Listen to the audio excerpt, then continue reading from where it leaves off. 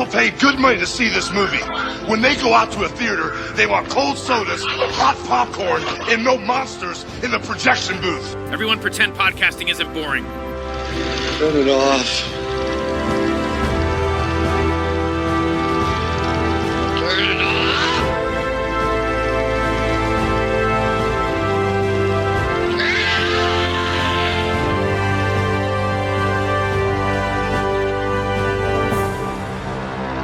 Hey folks, welcome to a special episode of The Projection Booth. I'm your host, Mike White.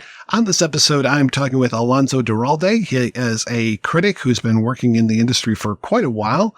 He worked on The Film Verdict, The Wrap, The Advocate, MSNBC. He was a Jeopardy contestant, and he's a published author of at least 4 books, including Hollywood Pride, a celebration of LGBTQ plus representation and perseverance in film. It is a brand new book coming out from Turner Classic Movies and Running Press. It is now available. Perfect time for Pride Month. Pick that up over at Amazon or at your local bookstore if one still exists. Thank you so much for listening, and I hope you enjoy this interview. Alonso, tell me a little bit about you and how you got into film writing. I'm so curious about your origin story. Wow. Well, I mean, kind of a lifelong obsession, which is probably not uncommon among people who do this. The story in my family goes that at about the age of 3, I was teaching myself to read partially from Sesame Street, but partially from the film listing in the Atlanta Journal-Constitution. And I could tell you what was showing at any theater within about a 5 or 10 mile radius of our house, even though I wasn't really going to the movies yet. I was just obsessed with the idea of it. I liken it to that kid in Searching for Bobby Fischer who sees one chess match and then creates his own board in his room. My mom liked movies a lot. We would watch them on TV. It was a big family trip where we would hop in the car and go across town to the one rep theater that Atlanta had and watch Notorious or Wuthering Heights or something. And then when I was about 9, my oldest brother graduated from college. He'd gone to Harvard in the early 70s. And there was a real old Hollywood revival movement going on. Like I think the big Casablanca rebirth started there and the Marx Brothers and a lot of that kind of stuff. So he came home with all these books about MGM and Greta Garbo and Hitchcock and whatever. And I was just devouring them as a child and marking up the TV guide, looking for when these things were going to come on, because this is pre-VHS and pre-cable. I was about 7 or 8 years old, I think, when Siskel and Ebert started and immediately was like, oh, wait, that's a job? So yeah, it's just been this kind of ongoing thing. I wrote reviews for my high school paper. I wrote reviews for my college paper. And I doomed myself to having no other marketable skills but this one. Did you have any particular favorite films when you were growing up? Stuff that you would go back to again and again? I was definitely interested in, like I said, one of the books that my brother had brought home was the first of the Donald Spoto Hitchcock books. I was seeking those movies out and I was very much excited. It was great. I have to say, as much as my parents were very academically demanding, they were also the kind of people who would be like, you can do your homework later, Notorious on. So movies like that I would be looking for. The first movie I remember seeing in a theater was Willy Wonka and the Chocolate Factory, and I think that really deeply imprinted upon me. Like to this day, it is still probably the movie I've seen more times than any other one. My cell phone menu is a Wonka bar. I was just really devouring everything and learning about things. And thankfully, I lived in a house where my parents were both Spanish immigrants, so I was never afraid of subtitles. That never put me off. So if I would stumble upon the 400 Blows on PBS or something, like I would watch it. So yeah, I think as a kid, I was going to see all of the Disney stuff and the things one sees as a kid, but I was open to a lot of stuff. We talk a lot on this podcast about representation and how much representation matters. When was the first time you actually got to see a character and you said, oh, this person's much more like me than other people? I was deeply in the closet for most of my, young life. I didn't really come out to people until the very end of my college years.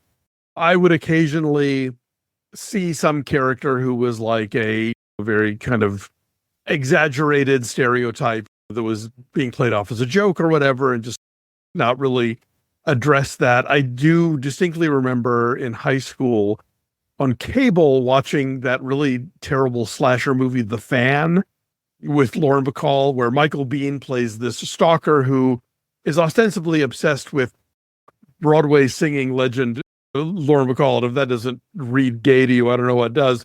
But then to really just put the icing on the cake, there's a part where he's trying to fake his own death to throw the police off his trail. So he goes to a gay bar. He picks up a guy who's his general, like, shape, dimensions, takes him to a rooftop. The guy starts filleting him. Michael Biehn takes out a straight razor in a pink plastic sheath and slits the guy's throat, sets the body on fire, leaves a suicide note, and that's how he's going to fake his death. That was the first time I ever saw gay sex. And I've always said since then, that put me in the closet for an extra 2 years at least. So many bad representations. When did you finally see a good representation? Weirdly, at around the same time, I saw Victor Victoria in its original theatrical run. And while I didn't necessarily think of myself as directly relating to either the Robert Preston or Alex Karras characters, they definitely were early examples of gay guys who were in charge of their own shit and not buffoons. And the movie wasn't mocking them or thinking any less of them because they were queer.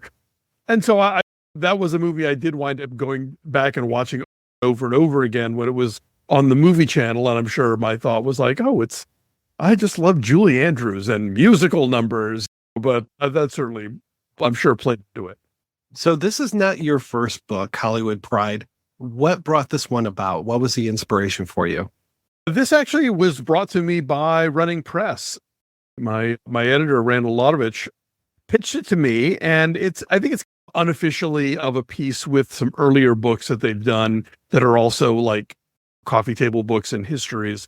Donald Bogle a few years back did Hollywood Black, which is now being turned into a series, which I'm very excited to see, from Justin Simeon and Forrest Whitaker, which is, of course, a history about Black films and Black filmmakers over the years of the studio system and beyond. And then a couple of years after that, Luis Reyes did Viva Hollywood, which was the sort of Hispanic Latine version of that same kind of story. And so then I think to go with those, they were like, let's do the LGBTQ plus one. And I'm just delighted they asked me to do it. How did you approach putting this together? I had the previous two books as a bit of a template to get an idea of it. And when I did the thing, I had a literal like piece of poster board where I was putting Post-its on and trying to figure out chronological just seemed like the way to go. And I think that part of what made that work was that in doing this book, I was going to have to explain to readers what was going on outside of Hollywood, what was going on in sort of the history of queer civil rights and queer visibility and politics and science and the medical attitudes, all of that stuff, because people think, I think that Hollywood leads attitudes in this department, but usually Hollywood is frantically catching up. Usually Hollywood is like testing the water, see what is the audience ready for, and it's going to be other places where advancements are made that then finally the movies catch up on. So the chronological format allowed me to get to each decade or period of time and be like, this is what the American Psychiatric Association was saying, and here's how the Army was treating people, and here's protests were beginning. And so there's another history happening against which these movies are taking place. And I didn't want to take it for granted that readers would know what that was. Going in date order allowed me to give that background before digging into what was happening in the movies. I'm sure there are going to be inevitable comparisons between your book and, say, something like The Celluloid Closet, but sure, The Celluloid Closet was so many years ago. You have so much more to look at and probably even more access to some of the films and materials that weren't available at the time. You'd be surprised. On an archival level, sure, I think there's maybe more out there, but in terms of Vito Russo lived to the early 90s, so he at least got to experience the golden age of VHS. And I think now trying to find things, whether they're legitimately streaming or even just on a digital release, is a lot trickier. Now, I, as somebody who went through that period myself and used to put together clip reels for film festivals, it's harder. Older things isn't necessarily a plus. But yes, absolutely. Decades have passed. We lost Vito in the early 90s, tragically. And so I definitely looked at that as one of the sort of foundational texts for this book. Also, William Mann's Behind the Screen, in which he really did a ton of interviews and talked to a lot of survivors of the through 1969 period of Hollywood and got direct testimony about writers and directors and actors and costumers and cinematographers and people throughout the business who were gay or lesbian or bisexual or trans, but had to obviously keep it locked down in the 30s and 40s when one didn't speak of such things in a public way, and maybe you got married or whatever. But so those two books really, I think, were the starting point. And I'm very much standing on their shoulders. Obviously, Ruby Rich's work in terms of coining the term the new queer cinema and all of her scholarship about the 90s and the cinema of that period and earlier. Obviously, she's, I think, one of the first great champions of Chantal Akerman and her importance as a lesbian filmmaker. So, yeah, I'm absolutely working from stuff that's there before. And I hope as this story continues to unfold, that this book will be of use to the next set historians or scholars or whoever it is that's trying to track all of this history. Did you face any challenges trying to find all these clips and these movies and things, which is so sad to me because we're supposed to be living in this brave new world where you can download anything? The big lie of streaming was that, it was all going to be at our fingertip. No, I'm thankful on a daily basis that I have hung on to my Blu-ray collection and I wish frankly that I had more VHS stuff. That's why I love that missingmovies.org is out there finding that stuff. What movies did you struggle with finding? To this day, I still haven't found The Warrior's Husband. If anybody a lead on that one, let me know. I really want to see it. That came out right before the code got implemented and was about these sort of warrior Amazons who encounter their first male soldier from Rome for the first time and are taken aback by that. And the Amazon husbands all sit around curling their beards and plotting things. And yeah, it's supposed to be pretty wild. The Broadway show is actually what made Katharine Hepburn a star in the first place. But that movie is nowhere to be found. Well, I love what you do with the contextualization and really showing where things were on the outside from the point of view of the movie, giving us all of that. But I also really like how you spotlight certain people throughout there, almost like heroes or notable people. And how did you even decide these are the people I'm going to be highlighting? Were they part of the poster board as well? Kind of, yeah. What I've always been saying about this is I had 95,000 words to cover 130 years of cinema. And I'm the first to tell if somebody's like, oh, hey, you left out this person or that movie. I'm like, I did. I apologize. I really tried to get in all of these folks. And I don't know that there was necessarily like a point system. It was just, it's key that we sit on this person for a moment. And I definitely tried to put in as much like end of chapter addenda as possible. Also these people, also these movies. But even there, I'm sure things slip between my fingers. Other than the word count, what were some of your biggest challenges writing this book? It was on a bit of a timetable that was maybe faster than I would have gone, although I am legendarily a procrastinator. Maybe no timetable would have really been to my liking.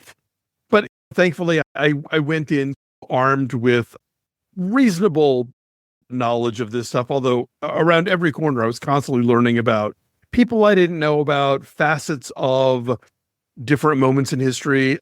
For example, I knew about the production code, obviously. That comes in the 30s and really whitewashes what you can talk about in film, especially in dealing with what they would use the umbrella term of sex perversion, anything that was remotely LGBTQ positive or just presentational or inclusive.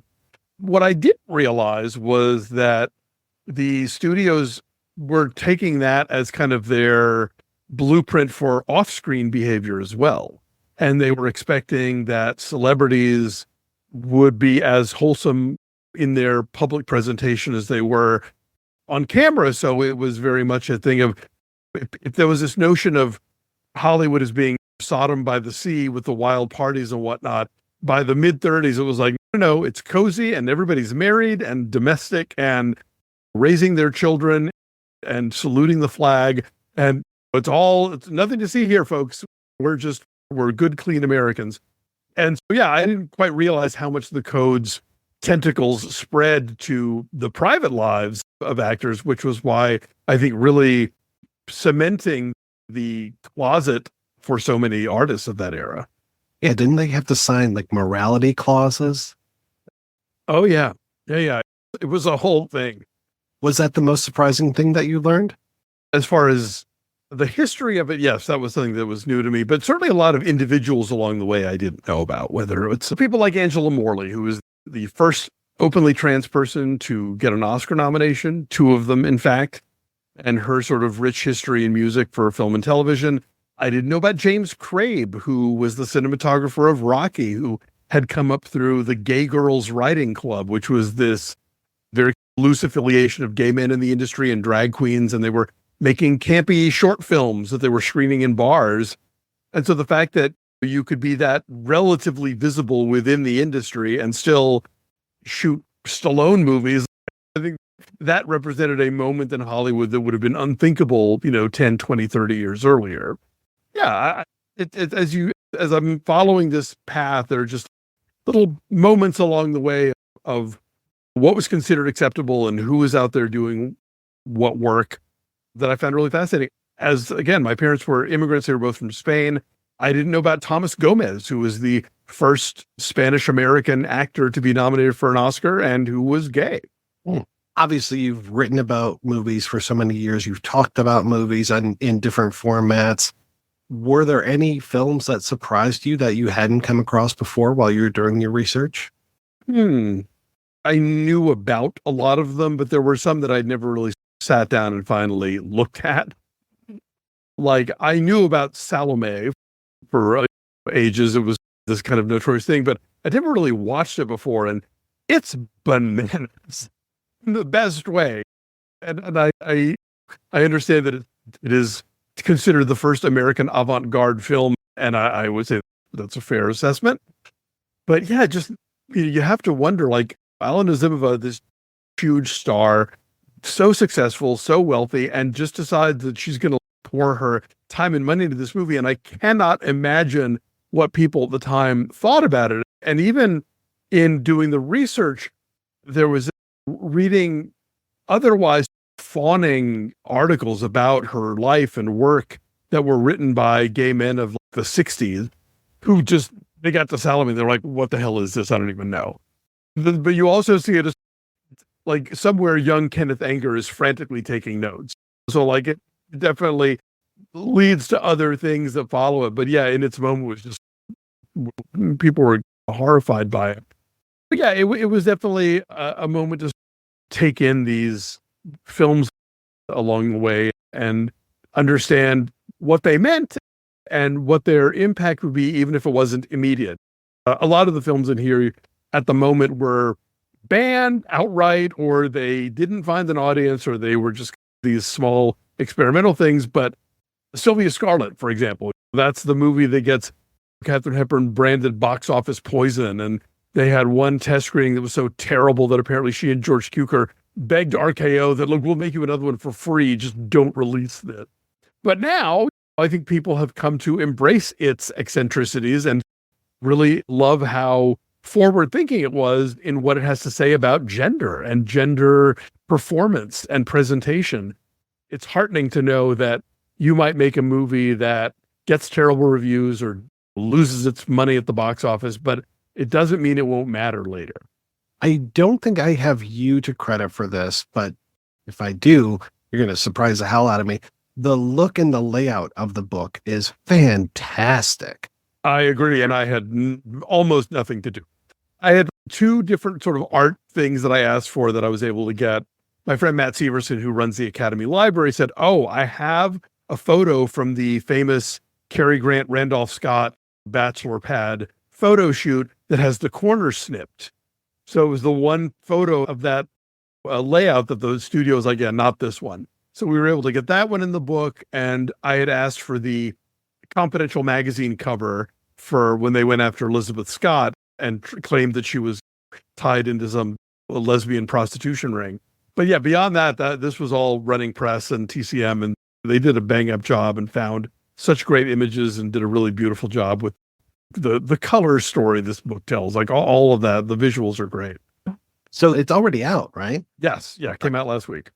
Okay. So perfect for Pride 2024 and all Prides past that, and maybe even months that aren't June. I would like to think so. Yes. Definitely the idea of releasing it in May was just really hitting the ground running for Pride. But yeah, I don't think this, believe me, I've written 2 books about Christmas. I know from seasonal. This one is not that. So while you're working on this book, you're doing all of your other projects as well, correct? Yeah. Wow. And you work on so many things. Tell the folks at home what some of the stuff that you're working on now. Something that didn't happen until after I was done with the book, thankfully, was I write reviews for thefilmverdict.com, which is a site I really am thrilled to be affiliated with. But I do a lot of podcasting. My husband Dave and I have been doing Linoleum Knife since 2010. I do a show for the Maximum Fun Network called Maximum Film. Christy Lemire and I co-host Breakfast All Day, which is a YouTube show, but it also is out in the world as a podcast. And then I also pop in regularly on the Deck the Hallmark podcast, usually to talk about off Hallmark Christmas movies. And that's a lot of projects you're working on. That's what, 4 or 5 shows all at once? Yeah. And Linoleum Knife has a Patreon, so we have about 3 or 4 extra shows for that one as well. I'm sick of the sound of my own voice. I hope other people aren't, especially now that I've recorded an audiobook for this. It's 8 hours of me, if you can tolerate that, which I'd never done before, but I'm very happy with how it came out. Was there a good place for people to keep up with you online? Yeah, I'm pretty much the only Alonso Duralde on Earth, so I'm real easy to Google, but I'm A. Duralde on Facebook and on Blue Sky, and Alonso.Duralde on Instagram. Alonso, thank you so much for your time. This was great talking with you. My pleasure. Thank you for your interest and your enthusiasm, and I hope people have a chance to pick up the book and enjoy it. I'm really thrilled with how it came out.